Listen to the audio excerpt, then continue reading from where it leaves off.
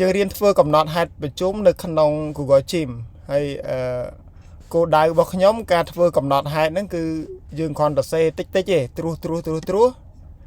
នៅក្នុងហ្នឹងគឺវាអាចគណនាឲ្យយើងបានយ៉ាងល្អ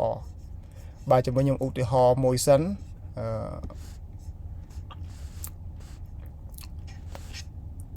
ខ្ញុំចូលទៅកាន់ Gym របស់ខ្ញុំមួយសិនទាក់ទងនឹងកំណត់ហេតុប្រជុំនេះបាទអញ្ចឹងនៅក្នុង Gym នេះលោកគ្រូដែលថ្មីយើងកុំខ្វល់តែអីទៅចាំតិចទៀតខ្ញុំនឹងប្រាប់ជំហានចូលតែcònខ្ញុំប្រាប់គោលដៅថាការប្រើប្រាស់ Gym ហ្នឹងគឺមានន័យថាយើងបានសរសេររចនាសម្ព័ន្ធនៅខាងក្រោមនឹងអស់ហើយអញ្ចឹងឧទាហរណ៍ថាខ្ញុំមានរចនាសម្ព័ន្ធប្រជុំនេះមួយនៅពេលដែលខ្ញុំកំពុងតែអង្គុយប្រជុំឬក៏យើងជាលេខាកត់ត្រាឬក៏ជាអ្វីក៏ដោយបាទយើងមានរចនាសម្ព័ន្ធនេះហើយយើងគ្រាន់តែកត់ជារបៀបវរៈខ្លីៗទេបាទកត់ជាត្រេទៅវានឹងរៀបចំការប្រជុំនឹងឲ្យល្អឧទាហរណ៍ថាឥឡូវខ្ញុំទៅសរសេរអីមួយចុះជប់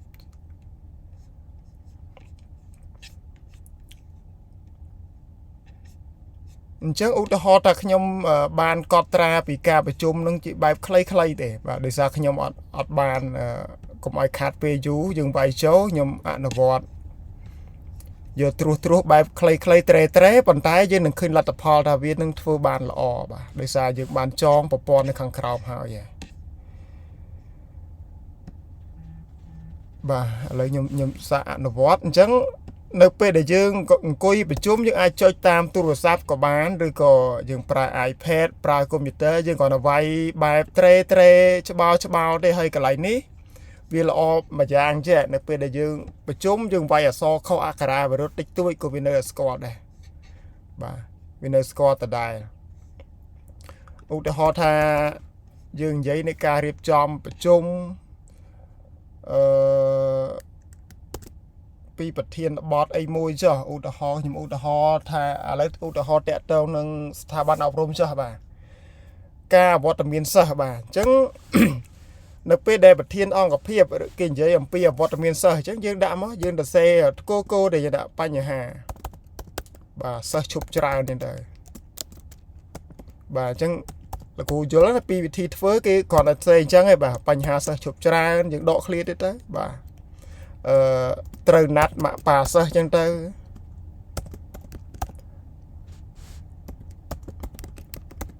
បាទហើយចុចណាខ្ញុំគ្រាន់តែឧទាហរណ៍ទេហើយជាមួយខ្ញុំវាយតែពីបន្ទាត់ហ្នឹងទេហើយវានឹងឃើញថាគំរូហ្នឹងវាចេញមិន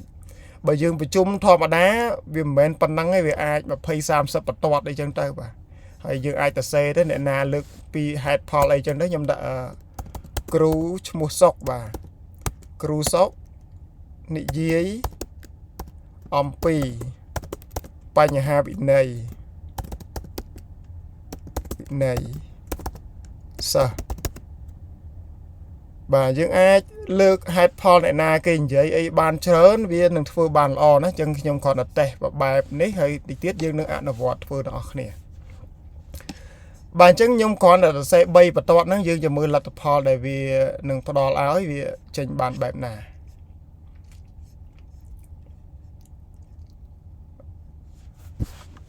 វាអាចនឹងយឺតបន្តិចណាដោយអាស្រ័យទៅលើនេះប្រព័ន្ធ Google វាអាចនឹងយឺតជាងមុនបន្តិច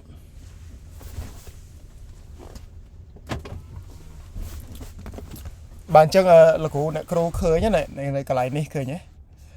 ខ្ញុំសរសេរតែពី3បន្ទាត់រៀបរាប់មិញទេប៉ុន្តែវាចាប់ផ្ដើមឲ្យនេះវាថាវាសរសេរកំណត់ហេតុប្រជុំស្ដីពីអីណាមួយដោយសារខ្ញុំអត់បានសរសេរលម្អិតស្ថាប័នមួយណាខ្ញុំបានសរសេរទេអញ្ចឹងនេះវារៀបរាប់ឲ្យបាទអ្នកណាអ្នកទទួលខុសត្រូវប៉ុន្តែដោយសារតែយើងសរសេរនេះវាខ្លីពេកអញ្ចឹងការប្រជុំនឹងឃើញព័ត៌មានខ្លះវាអត់បានលើកឡើងទេគាត់នៅកន្លែងនេះវាដាក់អ្នកសម្រងឈ្មោះអ្នកដែលអវត្តមានច្រើនបាទអ្នកទទួលខុសត្រូវគឺគ្រូឈ្មោះសុកអីចឹងទៅបាទប្រធានអង្គប្រជុំអ្នកណាបាទលេខាកត់ត្រាអ្នកណាអញ្ចឹងវានឹងរៀបចំបែបហ្នឹងហើយគោលដៅរបស់យើងនឹងធ្វើម៉េចឲ្យមានប៊ូតុងមួយសម្រាប់សេវជា Word ដែលយើងអាចទៅកែប្រែតទៀតបានបាទអញ្ចឹងការធ្វើបែបនេះគឺវាចំណេញពេលវេលាមួយទៀតវាអាចឲ្យយើងពិនិត្យអក្ខរាវិរុទ្ធហ្នឹងគឺត្រូវជាងអ្វីដែលយើងសរសេរ bà bố dương bà chung bê khá nắc bị ọt thế bị dương đã xe cắt khlây nơi không này bị riệp cho mọi lọ bạn chẳng lục rô đợi kêu dôl pi đầm na ca nắng nó hay dương chắp đam tới ăn vọt vừa đang ọt nia bà lấy nhom lục rô đợi kêu châu thép tham mây tại mà đó rồi có miên chụp ngõ lấy ai xua nơi cả lại năng sẵn của bạn này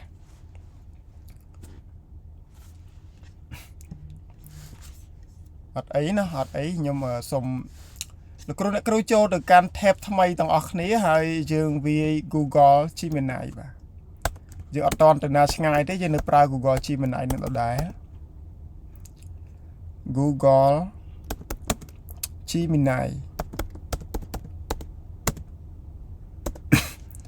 bà là kêu vay cái lại nâng có bán châu ở tre phẩm buồn đấy có bán đấy bàn tay pe class rồi nó bị ắt khơi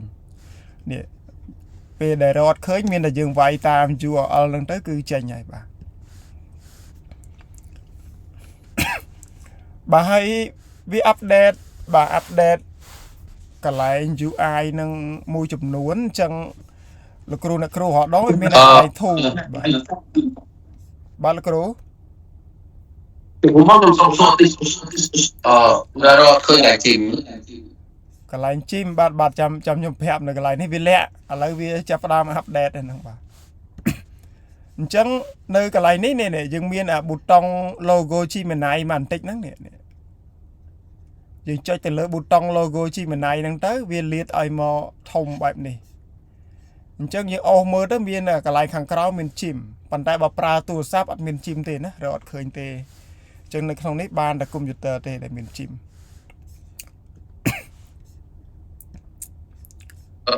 ผมว่ามันครั้งแบบนั้นเคยได้ bà ở khơi เรา lại คอมพิวเตอร์ให้ chồng vậy bạn ở มีเคยได้เรียนเซิร์ชออกกับไลบรารี miền search từng library chụp lấy lục rô nè kêu xây thiết miền khơi miền chim được nhom chẳng thế nhóm miền của mình đấy nhóm miền là search hay đừng bữa bọc nhóm miền lốt máy đã là xoay đó hay đừng bật là lái miền tập pin anh ấy account nhóm admin đài về lẽ không cho setting mới chẳng chẳng nơi cái này bà đi Google chụp đam thơ si bà đà lấy rót khơi và lấy chim nơi không setting mình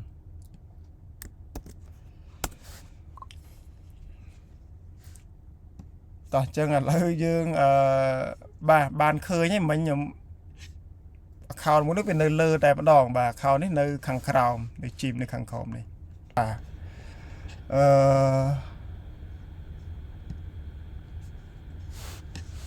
là cú này cú ai rau bàn nó ai rau bàn và rau bàn thế dương đại chỉ cùng ru môi tới bà rồi có vậy để dương pra được thà bàn dương họ đo nó dương ai giờ vì mà vui chỉ cùng ru bàn bà là khi nơi bây để dương ban cùng ru hái là cú châu chi mình này thò mà đa bao dương nâng bà hỏi dương bài một nghề vô Canva đang tìm đòn đó chẳng cái này ní ca vô Canva cứ dương châu cái này mò nè chỉ mới nhầm châu ở mà đòn tiền á vì tham mây tịch họ đó chỉ miền thu là lấy châu sẽ nhà bố bà hơi dọc mò trong cái đó dương mới miền tiệm Canva nè Canva nó dương họ đã tới việc pra về cứ chùm niên cho xe code nằm bậc cát slide bà chứ nhầm cho Canva hơi dương rước model để trên tham mấy cứ model anh ấy việc bật đi chỉ bật model bay chơi pram để sang người đang nhầm pra vì chơi page vì ai ó hay chẳng nhầm vô thầm model thom đa đang cho bà là kêu miên bay chơi pram đấy giờ năng tới là bà to tiết dương từ rau ở bài caประชุม môn nắng những đạo về sắc xa về riêng sâu tịch sân bà chẳng nhầm bỏ bài caประชุมnhững giờ tại mà đỏ chẳng là kêu ai tự download về internet bà nó chẳng nơi bên đấy dương ai về sắc xa bà dương prap về tới sắc xa rau bài caประชุม mùi này ruồi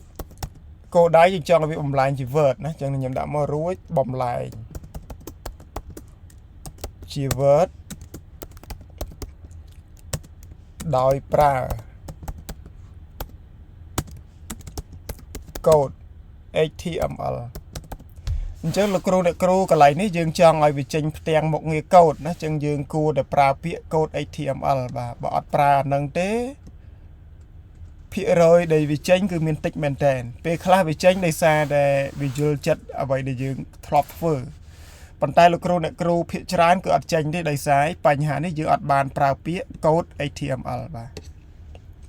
អញ្ចឹងកន្លែងនេះខ្ញុំចង់បញ្ជាក់សាថ្មីខ្ញុំឲ្យវាសិក្សាពីរបាយការណ៍ប្រជុំហើយបំលែងជា Word ដោយប្រើ HTML បាទអញ្ចឹងយើងចង់ឲ្យដាក់មានប៊ូតុង download ទៀតណាខ្ញុំដាក់ថាភ្ជាប់ជាមួយប៊ូតុងទាញយកបាទជា Word ឲ្យដាក់ពាក្យ download ក៏បានដែរបាទបើអញ្ចឹងខ្ញុំសរសេរខ្លីតែប៉ុណ្ណឹងទេអាហ្នឹងគឺមានប៉ុណ្ណឹងហើយលោកគ្រូអ្នកគ្រូមានបញ្ហាទេនៅកន្លែងនេះ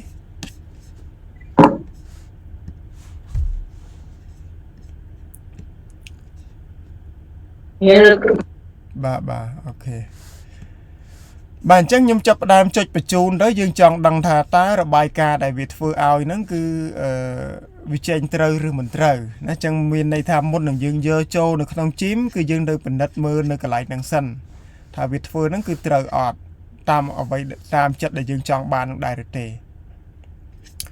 បាទអញ្ចឹងឃើញថាវាបានចេញកូដខាងស្ដាំនេះហើយនេះយើងមើលចុចទៅកន្លែងកូដឃើញអក្សរកូដបាទហើយយើងចុចនៅ preview នេះទៅវាមានរបាយការណ៍ប្រជុំបាទហើយមានកន្លែងទាញយកជា Word អញ្ចឹងទៅប៉ុន្តែកន្លែងនេះយើងឃើញថារបាយការណ៍ប្រជុំនេះគឺវាអត់ល្អទេបាទដោយសារលិខិតដែលខ្ញុំបោះមិញវាអត់ល្អវាអត់មានក្បាលមានអីធំត្រូវទេអញ្ចឹងតនេះយើងអាចបញ្ជាក់វាទៀតទៅយើងដាក់សូមបញ្ចូលជាទម្រង់រដ្ឋបាលឲ្យបានត្រឹមត្រូវអញ្ចឹងទៅសូមបញ្ចូលជាទម្រង់រដ្ឋបាលឲ្យបានត្រឹមត្រូវអញ្ចឹងនៅតែមិនត្រូវនៅពេលដែលយើងដាក់បែបហ្នឹងគឺវានៅតែអត់ត្រូវដដែលទេដោយខ្ញុំបានជម្រាបខាងដើមអញ្ចឹងដើម្បីឲ្យវានេះបានតើយើងមានគំរូលិខិតមួយបាទគំរូរបាយការណ៍មួយយើងបោះឲ្យវាដើម្បីវាសិក្សាតាមបាទអញ្ចឹងនៅកន្លែងនេះបើសិនជាអត់មានដូចខ្ញុំអញ្ចឹងគឺយើងព្យាយាមប្រាប់វាច្រើនមែនតើគឺយើងចំណាយពេលច្រើនណាបាទអញ្ចឹងនេះខ្ញុំគ្រាន់តែជាការឧទាហរណ៍ទេខ្ញុំនឹងប៉ុណ្ណឹងក៏បានដែរណាគ្រាន់តែជាឧទាហរណ៍ទេអញ្ចឹងខ្ញុំអត់យកជាល្អណាស់ណាទេដូចខ្ញុំប្រាប់អញ្ចឹងគឺលោកគ្រូអ្នកគ្រូត្រូវតែទៅរកលិខិតដើមដែលយើងមានហើយស្រាប់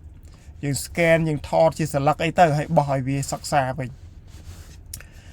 បាទឥឡូវនៅពេលដែលខ្ញុំគិតថាប៉ុណ្ណឹងខ្ញុំយកបានហើយណាឧទាហរណ៍ដល់ប៉ុណ្ណឹងខ្ញុំយកបានហើយអញ្ចឹងគោលដៅខ្ញុំយកវាទៅដាក់នៅក្នុងជីមអញ្ចឹងដើម្បីយកទៅដាក់នៅក្នុងជីមបានគឺនៅកន្លែងនេះយើងចាប់ផ្ដើមសរសេរថាម៉េចគឺយើងដាក់ថាមានន័យថាយើងចង់យកតម្រងទាំងអស់ហ្នឹងយកដាក់ជីមណាអញ្ចឹងយើងសរសេរថាម៉េចសូមរៀបចំតម្រងនេះជាអញ្ចឹងកន្លែងនេះពាក្យកលឹះវាគឺ instruction លោកសុំបន្តិចលោកមិញខ្ញុំតាមអត់ទាន់ពីអារបៀបទៅពេលដែលយើងរបាយការណ៍មកដាក់ចូលហើយយើងទៅសេឲ្យវាទៅសេរៀបរាប់ថាម៉េចដើម្បីទៅទាន់ជាមួយលោកគ្រូវិញបាទខ្ញុំបោះរបាយការណ៍ហើយខ្ញុំដាក់វាថាអញ្ចឹងខ្ញុំថាចូលសិក្សារបាយការណ៍ប្រជុំមួយនេះរួចបំលែងជា Word ដោយប្រើកូដ HTML មានប៊ូតុងទាញយកបាទខ្ញុំដាក់តែប៉ុណ្្នឹងឯងតោះណាលោកគ្រូណាទី1ខ្ញុំឲ្យវាសិក្សាសិនបាទសិក្សាហើយយើងគោលដៅយើងចង់ឲ្យប្រជុំហើយចុចទៅចេញ download Word បានប្រើកូដ HTML បាទហើយអ្វីទៅជាកូដ HTML នេះកូដខាងស្ដាំនេះកូដ HTML ហ្នឹងគឺវាអាច convert ជាអ្វីបានច្រើនជា Word ជារូបភាពជាអីចឹងទៅបាទអញ្ចឹងដើមវាកូដហើយវា convert ទៅជា Word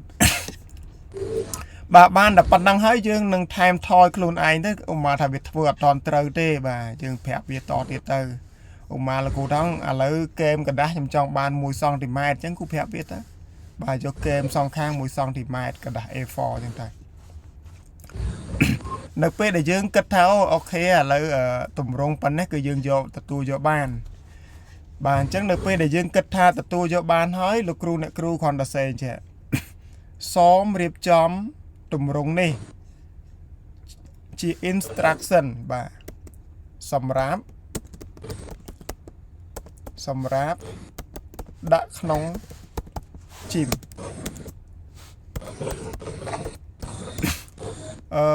nhưng sẽ khó đã nóng chìm bà chi y âm bà đã nóng chìm chẳng dương chấp đàm cho bia tới hơi bề khá bia ọt bàn ao instruction mà dương tế dương chơi để copy cho lắm đó anh đang có cru thân ọt chênh đây chẳng nơi bề để nhom rán nhom chấp đàm tiền mơ thả tá bia bật ao instruction mà ọt bàn chẳng nơi khăn này cứ bia chấp đàm ao instruction mà nhom này nơi khang khổ nơi khang này khang chẳng vì ao này khơi như này bị đã instruction tu nị tì chẳng cả instruction nắng vi trời này nòm bọc pon nắng prap bị tu nị tì thà ta bọc pon nắng vi chia vay bà vậy thì phơi chắc bên này nòm này tu nị tì nè cứ chia chùm nuôi ca rọt bà đọc miên chùm níในក្នុងការរៀបចំឯកសារប្រជុំតាមស្តង់ដារនៃស្ថាប័នរដ្ឋហើយយើងអានេះយើងមានន័យថាយើងតាំងដូចយើងតាំងអាញាត់តាំងអីណាយើងធ្លាប់រៀនដឹងតាំង x ជាអ្វីអញ្ចឹងទៅ y ជាអ្វីអញ្ចឹងទៅចឹងមានន័យថាយើងតាំងវាហ្នឹងជាអ្នកអីគេអ្នកដែលមានជំនាញរដ្ឋបាលបាទអញ្ចឹងកន្លែងនេះក៏ជានេះមួយដែរលោកគ្រូត្រូវមើល instruction ដែលវាឲ្យហ្នឹងវាត្រូវតាមចិត្តយើងអត់បើត្រូវទេយើង copy ហើយយើងយកទៅកែថែមនេះឧមាថាយើងដឹងអ្នកគឺជាអ្នកជំនាញរដ្ឋបាលដែលអាចរៀបចំលិខិតប្រជុំបានហើយយើងអាចបន្ថែមឲ្យទៀតទៅបាទដែលមានជំនាញប្រើប្រាស់កុំព្យូទ័រអាចស្គាល់កូដស្គាល់អីផ្សេងៗណាឧទាហរណ៍ថាហ្នឹងយើងចង់ឲ្យប្រជុំតាក់ទងកូដមកថាយើងខាងពេទ្យអាចដាក់មានជំនាញខាងវិទ្យាសាស្ត្រអីចឹងទៅបាទអញ្ចឹងមានន័យយើងអាចបញ្ជាក់ថែមបានទៀតណាលោកគ្រូបាទអញ្ចឹងកន្លែងនេះខ្ញុំមើលទៅខ្ញុំឃើញថាវាទៅសេបានដូចចិត្តអ្វីដែលខ្ញុំចង់បានមិញហ្នឹងហើយអញ្ចឹងខ្ញុំ copy ត្រឹមនេះត្រឹមទូនីតិហ្នឹងទេណាអត់យកខាងលើនេះទេប៉ុន្តែចង់យកក៏បានដែរឥឡូវខ្ញុំយកត្រឹមទូនីតិនេះលោកគ្រូអ្នកគ្រូ copy ត្រឹមទូនីតិហ្នឹងទៅហើយចុងក្រោយមកដល់ត្រឹមនេះបាទអាក្រោមនេះវាគ្រាន់ជាប្រព័ន្ធហ្នឹងណែនាំយើងអ្នកប្រើទេឲ្យធ្វើមិនអញ្ចឹងណាអត់អីទេបាទអញ្ចឹងយើង copy បានប៉ុណ្ណឹងហើយខ្ញុំមកស្ដាំខ្ញុំយកពាក្យ copy នៅលោកគ្រូតន់ណាសង្ឃឹមថាអត់អីទេបាទហើយយើងចូលទៅកាន់ tab ថ្មីមួយទៀតណាយើងកុំប្រើ tab ចាស់ហ្នឹងយើងចូលទៅកាន់ tab ថ្មីហើយយើងចូលទៅកាន់ setting មិញយើងទៅរកពាក្យ gym បាទដោយសាររបស់ខ្ញុំនេះវាចេញនៅខាងក្រៅហើយអញ្ចឹងខ្ញុំអត់ចូល setting ទេហើយបើលោកគ្រូអ្នកគ្រូដែលអត់តន់មានទេយើងចូលនៅ setting នៅខាងក្រោមនេះបាទរូបថ្មិញស្ពឺហ្នឹងបាទយើងចូលទៅឃើញមានពាក្យ gym រូបពេជ្រហ្នឹងបាទអញ្ចឹងយើងចូលទៅកាន់ gym ហ្នឹងទៅហើយយើងនឹងទទួលបានទម្រង់ gym ខាងលើនេះគឺជា gym របស់ Google ដែលវាផលិតឲ្យបាទហើយឥឡូវយើងទៅធ្វើ gym ផ្ទាល់ខ្លួនរបស់យើងទៀតបាទអញ្ចឹងយើងអូសទៅខាងក្រោមលោកគ្រូអូសទៅឃើញពាក្យមួយគេថា new gym នៅកន្លែងនេះ account ខ្លះមានតែមួយទេបាទ account ដូចខ្ញុំមាន2បាទមាន new gym អានេះក៏ new gym ដែរប៉ុន្តែយើងចំណាំមើលកន្លែងណាគឺមានខាងមុខនេះគេដាក់ my gym នេះបាទ my gym អានេះយើងយក new gym បានមានតែ gym ផ្ទាល់ខ្លួនរបស់យើងបើខាងលើនេះជា gym របស់ Google ដែលគេផលិតឲ្យទេហើយយើងអាចយកអានឹងមកប្រើប្រាស់ជួយយើងក៏វាល្អដែរបាទ gym របស់ Google ដូចជានេះតាក់ទងនៅគេផលិតវាចកមើលសភៅមើលអីអានឹង Google គេអ្នកធ្វើឲ្យបាទធ្វើស្រាប់បាទឥឡូវខ្ញុំចាប់ផ្ដើមចូលទៅកាន់ new gym យើងផលិតដោយខ្លួនឯងអញ្ចឹងខ្ញុំចាប់ផ្ដើមដាក់នេះបាទយើងចុចបូកអញ្ចឹងទៅនេះខ្ញុំសុំចូលភាសាទៀតលោកគ្រូចូល gym អូមកខាងក្រោមយកពាក្យ my gym ហើយ select យក new gym អញ្ចឹងនៅក្នុងនេះយើងមានប្រអប់3សម្រាប់ធ្វើទី1គេឲ្យយើងសរសេរឈ្មោះការពិពណ៌នា description ហើយមួយទៀតសរសេរ instruction បាទអញ្ចឹងឥឡូវឈ្មោះខ្ញុំដាក់ចំណាំទេណាយើងចង់ដាក់ឈ្មោះអីក៏បានដែរអញ្ចឹងខ្ញុំដាក់ថារៀបចំរបាយការណ៍ប្រជុំ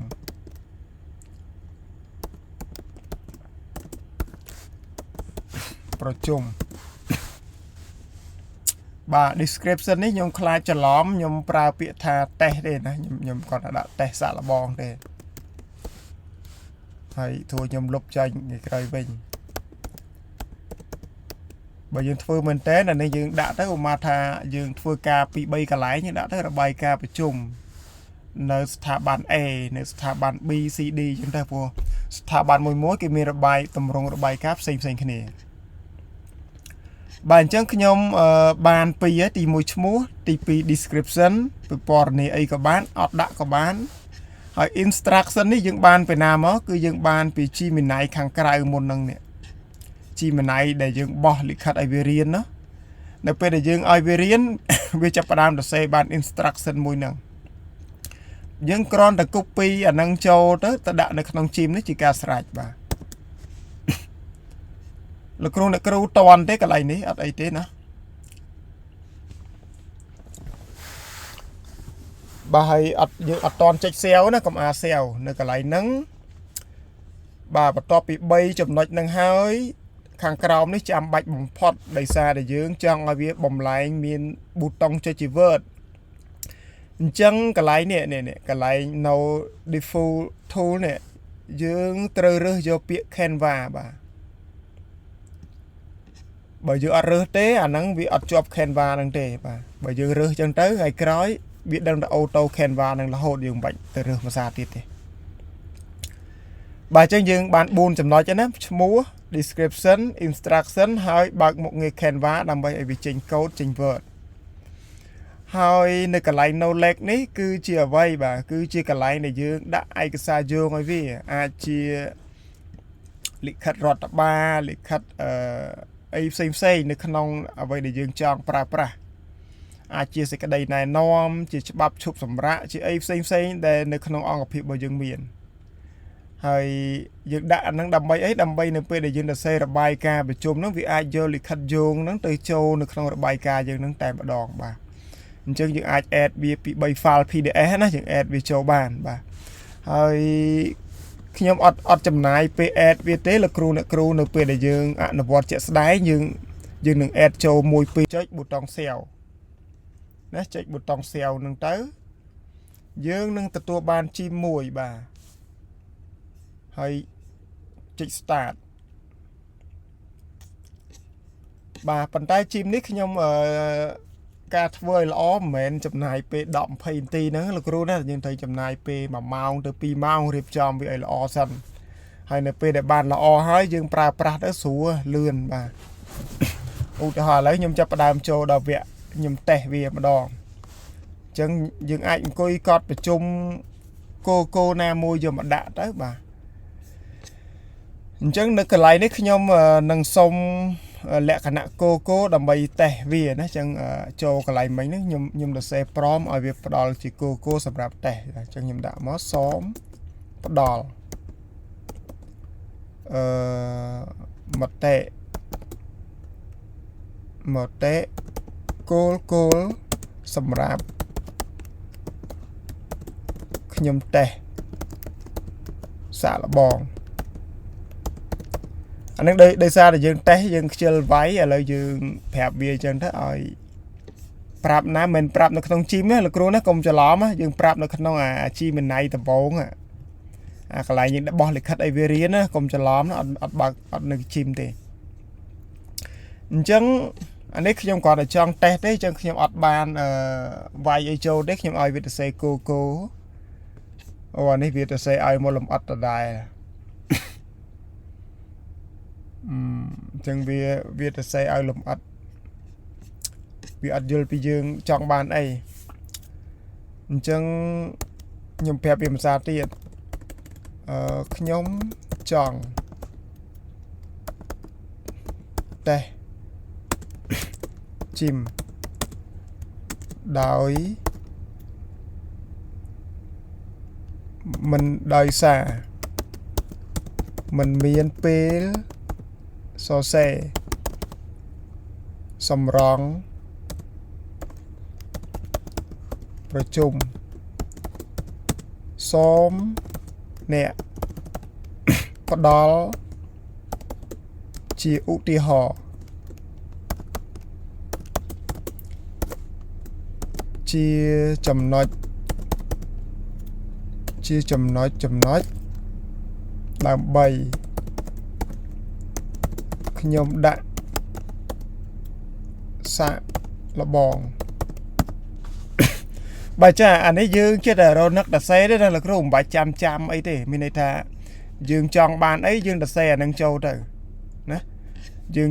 មានន័យថាយើងចង់បានអីយើងដសេចូលទៅ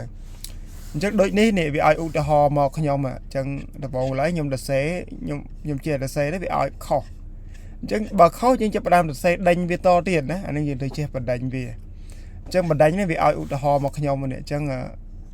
កន្លែងនេះវាចាប់ផ្ដើមឲ្យខ្ញុំផាសប៉ុណ្ណឹងចូលនេះអញ្ចឹងឧទាហរណ៍ប៉ុណ្ណឹងអញ្ចឹងវាដាក់នេះនៅពេលដែលយើងប្រើប្រាស់វាដាក់សូមបង្កើតជារបាយការណ៍ប្រជុំបាទសម្រាប់កិច្ចប្រជុំមួយអំពីពិព័រណ៍ការងារព័ត៌មានមានដូចខាងក្រោមបាទអញ្ចឹងមានន័យថាវាត្រូវដាក់ចំណងជើងប្រជុំយើងត្រូវប្រាប់ការបដិឆេទបាទប្រជុំនៅថ្ងៃណាម៉ោងប្រមាណសមាជិកភាពប្រជុំអ្នកណាខ្លះបាទចឹងនេះយើងចាប់ផ្ដើមសរសេរចូលបាទអញ្ចឹងអានេះគ្រាន់តែជាគម្រោងដែលវាឲ្យហើយព័ត៌មានសំខាន់ហ្នឹងគឺយើងត្រូវបំពេញចូលបាទហើយអ្វីដែលនៅក្នុងជីមហ្នឹងគឺវានឹងរៀបចំអា clear ហ្នឹងឲ្យមានលំដាប់លំដោយបាទអញ្ចឹងខ្ញុំ copy អាហ្នឹងចូលហើយយើងយកទៅដាក់នៅក្នុងជីមដែលយើងរៀបចំមិញនេះបាទអាហ្នឹងគ្រាន់ជាតេស្តណាហើយបើជាក់ស្ដែងយើងមានអី copy ទេអាកន្លែងនេះយើងវាយចូលបាទអញ្ចឹងយើងនឹងរងចាំមើលថាតើអ្វីដែលយើងផលិតជីមហ្នឹងវាបានដូចបំណងដែលយើងត្រូវការនឹងអត់បាទអញ្ចឹងឃើញនេះវាចេញមកតម្រង់ដូចអ្វីដែលយើងប្រាប់នៅខាងក្រៅហ្នឹងបាទគឺដូចគ្នាហើយមានតែប៉ុណ្្នឹងទេមុខងារជីមណាលោកគ្រូអ្នកគ្រូអាចយកទៅរៀនច្នៃប្រើការងារណាដែលយើងគិតថាដដែលអានេះយើងគួរធ្វើនៅក្នុងជីមបាទឧទាហរណ៍ថាកិច្ចតែងការបរិញ្ញាការធ្វើវិញ្ញាសាការធ្វើ slide ប្រជុំបាទអាហ្នឹងគឺសិតតែយើងអាចប្រើប្រាស់ជីមបានដោយសារអីវាជាលក្ខណៈដដែល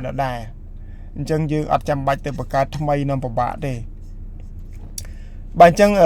តែប៉ុណ្្នឹងទេណាហើយខ្ញុំអាច download ជា Word និងសាកល្បងបើសិនជា Word ជាទម្រង់មិនល្អក៏យើងអាចបញ្ជាវាបានតទៀតដែរ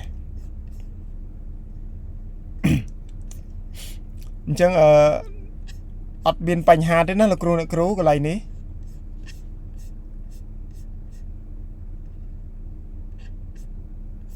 អានេះមុខងារជីមណាបាទអញ្ចឹងអត់អីទេបាទអត់ឆ្ងល់ទេខ្ញុំក៏សុំបន្តទៅមុខតិចទៀតអញ្ចឹង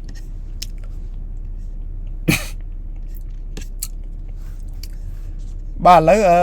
នៅខ្ញុំនឹងអនុវត្តតកតងនឹងចំណុចជីមនឹងមួយទៀតហើយលោកគ្រូអ្នកគ្រូអាចអនុវត្តតាមខ្ញុំក៏បានឬយកអ្វីមកប្រើផ្សេងពីនឹងក៏បានដែរឥឡូវខ្ញុំចង់ធ្វើជីមនឹងដែរគឺ